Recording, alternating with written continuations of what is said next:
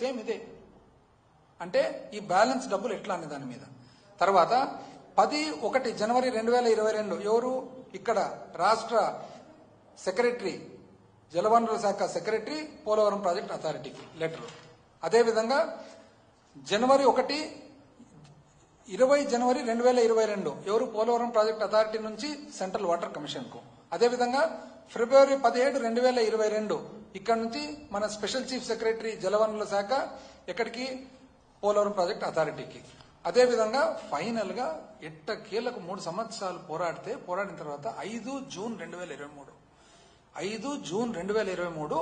కేంద్ర ఆర్థిక శాఖ వాళ్ళు ఒప్పుకున్నారు. దేనికి ఒప్పుకున్నారు? అడిషనల్ ఫండింగ్ 12,911 కోట్లు.